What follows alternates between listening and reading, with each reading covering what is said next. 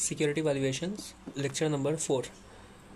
हम लोग sequence change कर रहे हैं। अब चेंज क्या कर रहे हैं, बना रहे हैं फिर से। देखो सारा लेक्चर 3 घंटे का होगा, तो उसके लिए लेक्चर जो हम बनाएंगे, सर का 3 घंटे का लेक्चर है, तो जो लेक्चर हम बनाएंगे वो 2 से 3 पार्ट का होगा। ठीक है।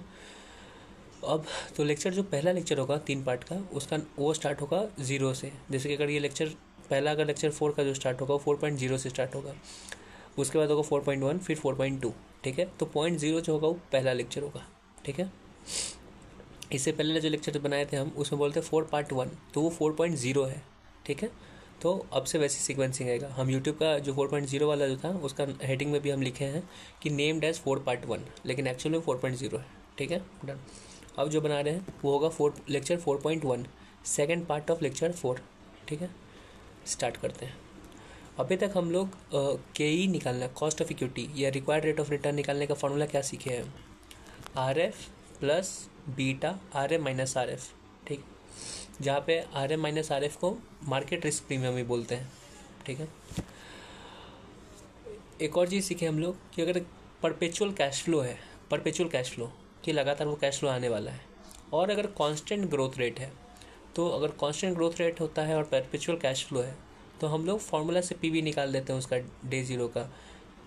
PV क्या होगा? V0 is equal to D1/KE minus G, constant growth rate. लेकिन अगर क्वेश्चन में बोलता है वेरिएबल ग्रोथ रेट है, तो जितना साल तक के लिए एक अलग ग्रोथ रेट होगा उसका PV टेबल, और जहाँ से कांस्टेंट ग्रोथ रेट हो जाता है वह उसका हम लोग फॉर्मूला लगा देते हैं। ठीक है, करेक्ट करेक्ट। तो इसे 2 चीज़ क्लियर है क्या? पहला, क्वेश्चन में आएगा वेरिएबल ग्रोथ रेट का ही क्वेश्चन होगा, जिस क्वेश्चन में होगा कि कुछ साल तक कुछ ग्रोथ रेट था, फिर इसके बाद से एक ग्रोथ रेट रहेगा। जब से एक ग्रोथ रेट रहेगा तो फॉर्मूला लगा देंगे, और कुछ साल तक जो दूसरा रेट था उसका PV टेबल बना देंगे। डन। ठीक है।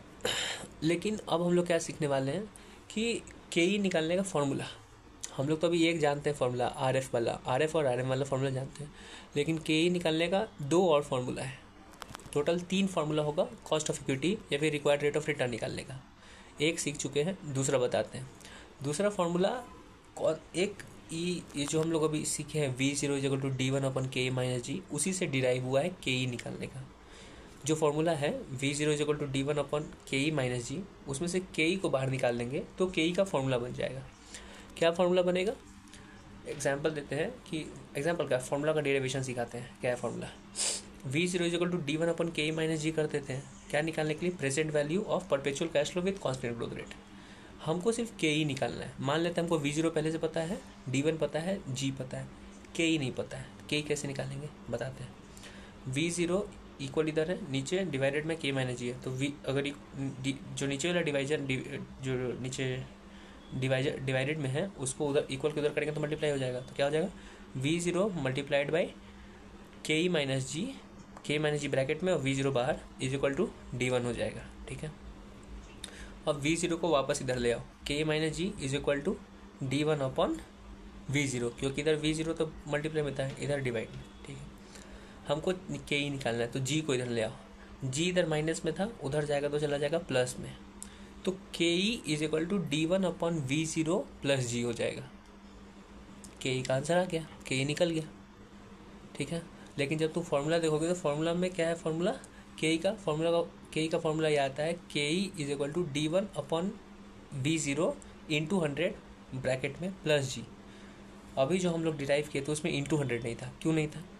क्योंकि मेरे भाई जो KE होगा वो परसेंटेज में होगा, G हर वक्त परसेंटेज में होता है, इसलिए उसको मल्टीप्लाई करने का जरूरत नहीं 100 से। लेकिन D1/K0 परसेंटेज में नहीं होगा, D1/V0 वो परसेंटेज में नहीं होगा, इसलिए D1/V0 को परसेंटेज में बदलने के लिए इंटू 100 करना पड़ेगा। G हर वक्त परसेंटेज में रहता है। तो KE निकालने का फॉर्मूला क्या हो गया? नया क्या सीखे हम लोग? KE is equal to D1/V0 multiplied by 100, इसको ब्रैकेट प्लस G, आंसर आ गया। ठीक है, ईजी। तो 2 फार्मूला सीख गए हम लोग KE निकालने का, पहला RM और RF वाला, दूसरा D1/V0 इंटू दिस। V0 क्या होता है? करेंट मार्केट प्राइस या फिर इंट्रिंसिक वैल्यू जो भी होगा। ओके। अगर जैसे कि अभी तक हम लोग V0 निकालते थे, KE पता होता था तो उस टाइम इंट्रिंसिक वैल्यू होता था। अब हमको KE नहीं पता होगा तो जो V0 होगा उसको करेंट मार्केट प्राइस लेना होता है, जो भी उस टाइम का मार्केट प्राइस होगा वही ले लेंगे। Done done. तीसरा फॉर्मूला क्या है? तीसरा फार्मूला है KE निकालने का इंटरपोलेशन से। याद करो FM इंटरमीडिएट में हम लोग इंटरपोलेशन सीखे थे, जिसमें था क्या, लोअर पीवी रेट प्लस फिर स्टार्ट होता है क्या, present value at lower rate minus required divided by lower PV minus higher PV multiplied by higher PV rate into minus lower PV rate. बहुत बड़ा फॉर्मूला था, ये था इंटरपोलेशन का फॉर्मूला। ये इंटरपोलेशन हम लोग क्यों यूज़ कर रहे हैं, अभी तो के का सीखे हैं, बताते हैं क्यों सीख रहे हैं। ये 3 फॉर्मूला क्यों दिया हुआ है, इसलिए दिया हुआ है कि जो क्वेश्चन में जो गिवन फिगर होगा उस हिसाब से देखेंगे फॉर्मूला कौन सा लगेगा।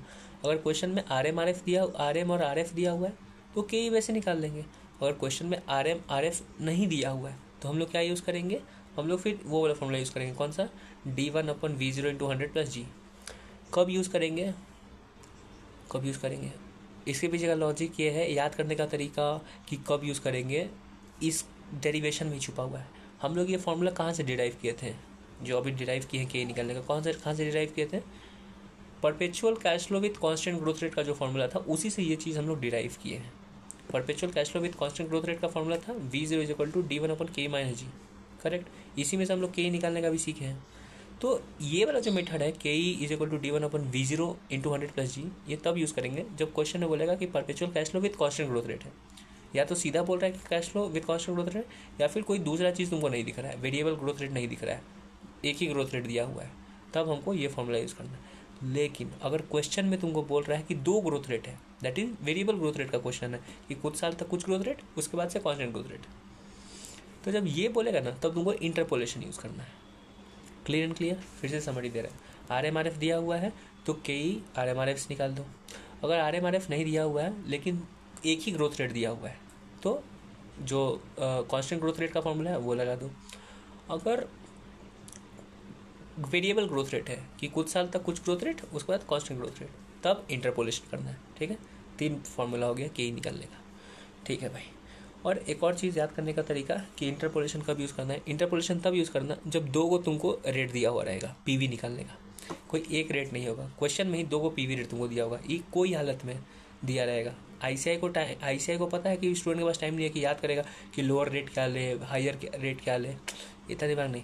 ICI खुद तुमको 2 को रेट दे देगा, तो जैसे ही 2 को रेट दिया, दिमाग कुछ नहीं लगाना, सीधा के ही यूज़ कर लेना है। के ही निकालना किससे, इंटरपोलेशन से। ठीक है, एक ग्रोथ रेट अगर दिया हुआ है तो फॉर्मूला लगा देना, के = D1/V0 × 100 - G, ठीक, प्लस G, अगर एक ग्रोथ रेट है। और अगर 2 को पीवी रेट दिया हुआ है तो इंटरपोलेशन, तुमको शॉर्टकट सिखा दिए। RMRF दिया हुआ है तो वैसे निकाल दो के ही, अगर एक ही ग्रोथ रेट दिया हुआ है तो फॉर्मूला लगा दो, और अगर 2 को पीवी रेट दिया हुआ है तो अति लगा दो। डन। तुमको अब याद करने का तरीका, इंटरपोलेशन का जो फॉर्मूला इतना बड़ा, वो कैसे याद करोगे। अब फॉर्मूला क्या है, lower PV rate minus required value by lower PV minus higher PV इन, बहुत सारी चीज़ें। तो याद करने का तरीका क्या है भाई, याद करने का तरीका इसमें हम दिए हुए हैं, क्या कहते हैं, जब रफ कॉपी जिसमें हम बनाते हैं अपना, उसमें लिखा हुआ है पूरा का पूरा फॉर्मूला पहला पेज पे, और आगे जब देखोगे तो पूरा तरीका सिखाया हुआ है कि वो कैसे हो रहा है। यूनिटरी मेथड से बनाया गया है कोई भी चीज़ को। ठीक है, ये जो फॉर्मूला बना हुआ है यूनिटरी मेथड से सिखाया हुआ है, तो तुम यूनिटरी मेथड जब लगाओगे तो तुम समझ जाओगे। ठीक है, अगर हम एग्जांपल दें, क्या बोल रहे हैं कि एग्जांपल हम क्या लिए हैं सीखने के लिए, कि अगर पीवी रेट 13% है तो प्रेजेंट वैल्यू आता है 227, पीवी रेट अगर 14% है तो प्रेजेंट वैल्यू आता है 171। मतलब 13% से जैसे ही 14% पे गए तो 227 से सीधा पीवी चला गया 171।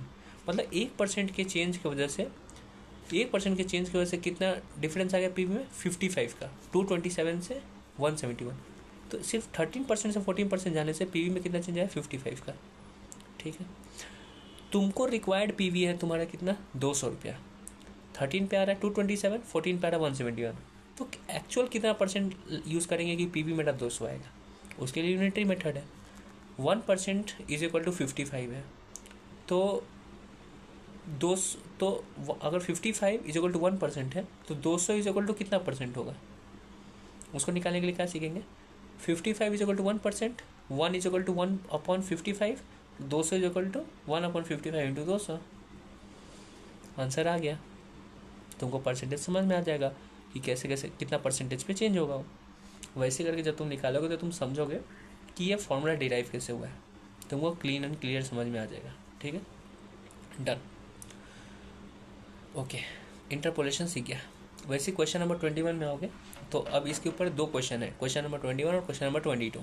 ठीक है, ये के निकालने का फॉर्मूला पे अभी तो पहले से अभी तक एक सीख रहे थे RMRF वाला, वो अभी तक सारा क्वेश्चन में सीख गए। अभी जो 2 को नया फॉर्मूला सीखे हैं, एक तुम्हारा d1/v0 वाला, उसके लिए एक क्वेश्चन है, और एक क्वेश्चन है तुम्हारा इंटरपोलेशन के लिए। क्वेश्चन 21 जो है वो तुम्हारा फॉर्मूला वाला के लिए। क्यों? क्योंकि उसमें तुम देखोगे तो एक ही ग्रोथ रेट दिया हुआ है। क्वेश्चन नंबर 21 में देखोगे तो उसमें जो ग्रोथ रेट है उसे देखो 15% दिया हुआ है। 3 ऑप्शन है, तीनों ऑप्शन में सीधा बोल रहा है कि ये ग्रोथ रेट है। ऐसा 3 ऑप्शन है, ऑप्शन 1 2 3, उसमें क्या बोला है कि एक ही ग्रोथ रेट है। कोई ऑप्शन में ये नहीं बोल रहा है कि 15% कुछ दिन तक और 20% कुछ दिन तक, नहीं, एक ही ग्रोथ रेट है। तो सब में तुमको एक ही फॉर्मूला लगाना है, वैसे फॉर्मूला लगाना, आंसर तुम्हारा बन जाएगा। और नॉर्मल पी रेशियो यूज़ करके MPS निकालने का तरीका सिखाया हुआ है, तो वो चीज़ है बस। सिखाया हो क्या तो तुमको तो पता है। P = क्या होगा, PE है, ई बाद में आ रहा है तो EPS नीचे है, MPS/EPS, और PE दिया हुआ है तो MPS तुम्हारा निकल जाएगा। EPS निकालने के लिए क्या बोला हुआ है, EPS निकालने के लिए क्या तुमको क्वेश्चन में बोला है कि रिटेन करता है 5 रुपीज़, जो EPS का 45% है। 45% of the EPS is retain, और रिटेन कितना कर रहा है, 5 रुपीज़, मतलब जो 5 रुपीज़ है = 45% ऑफ EPS है। करेक्ट। तो जब ऐसे निकालोगे 5/45% तो पता चलेगा कि EPS कितना है। EPS पता चल जाएगा तो तुम MPS निकाल सकते हो। MPS = V0 हो जाएगा। V0 तुम अभी बताए थे कि MPS ही V0 होगा, क्योंकि हमको तो K निकालना है। ठीक है, अभी तुमको बताया था ना कि पहले हम जब निकालते थे V0 तो वो इंट्रिंसिक वैल्यू होता था, वहाँ पे K पता था, यहाँ पे K नहीं पता है, तो जो करेंट मार्केट प्राइस होगा उसको V0 मान लेंगे। तो करेंट मार्केट प्राइस हमको पता चल जाएगा P का फॉर्मूला से, उसके बाद तुम K निकाल देना, आंसर आ जाएगा। इजी। क्वेश्चन नंबर जो 22 है वो भी वही है। उसमें 22 में देखो 2 पार्ट है, पार्ट 1 पार्ट 2। पार्ट 2 जो है वो तुम्हारे इंटरपोलेशन के लिए, पार्ट 1 फॉर्मूला के लिए। देखो साफ साफ ब्लू पेन से देखो मार्क भी किया, क्या लिखा है, 12% एनम फॉर एवर है, तो कांस्टेंट ग्रोथ रेट है। देखो कोई दूसरा रेट दिया हुआ नहीं कि इतना दिन तक ये इतना दिन तक ये, तो कुछ बोला ही नहीं, तो फॉर्मूला लगा देना के का, तो वैसे वो भी बन जाएगा। ठीक है, एक बात ज़रूर याद रखना कि भाई ये फॉर्मूला जो डिराइव हुआ है के वाला, वो कांस्टेंट ग्रोथ रेट का फॉर्मूला से हुआ है। तो उसमें कांस्टेंट ग्रोथ रेट का क्या फॉर्मूला था, D1/Ke-G, तो D1 था, तो D1 तुमको क्वेश्चन में यूज़ करना है, D0 नहीं। देखोगे 22 में D0 दिया हुआ है। फॉर्मूला प्लीज़ याद रखना, वो इंपॉर्टेंट है। ठीक है, और पार्ट 2 में जो 22 का पार्ट 2 है वो तुम्हारा कौन सा फॉर्मूला, पार्ट 2 है इंटरपोलेशन यूज़ करके कि ये निकालना है। कैसे पता कि इंटरपोलेशन यूज़ करना है, क्योंकि देखो 2 को PV रेट दिया हुआ है, तुमको शॉर्टकट सिखाए थे कि जहाँ 2 को PV रेट दे दिया वहाँ इंटरपोलेशन यूज़ कर लेना के निकालने के लिए। जहाँ पे सिर्फ एक ग्रोथ रेट है, जहाँ वेरिएबल ग्रोथ रेट का बात नहीं बोला कि अभी तक ये फिर वो, तो फॉर्मूला यूज़ कर लेना। और जहाँ RMRF है तो वहाँ वो वाला फॉर्मूला यूज़ कर लेना। ईजी। जो तुमको हम बोले हैं कि एक ग्रोथ रेट दिया होगा तो वहाँ पे फॉर्मूला, और जहाँ पे 2 रेट दिया हुआ है PV का तो वहाँ पे इंटरपोलेशन। क्यों इंटरपोलेशन, जब क्वेश्चन पढ़ोगे तो एक और बात तुम देखोगे कि बोल रहा है कि स्टार्टिंग का 5 साल 20% है, उसके बाद 10% है। ग्रोथ रेट डिफरेंट हो गया, 2 ग्रोथ रेट दिया हुआ है तो इंटरपोलेशन, या फिर 2 को PV रेट दिया हुआ है तो इंटरपोलेशन। वही बोले ना, एक ग्रोथ रेट है फॉर्मूला, जहाँ 2 को ग्रोथ रेट देगा ना तो वहाँ पे तुमको इंटरपोलेशन करना है। क्यों, शॉर्टकट याद है, क्योंकि वहाँ पे 2 बात ही दिया हुआ है। इजी बन गया। So this lecture is over, bye.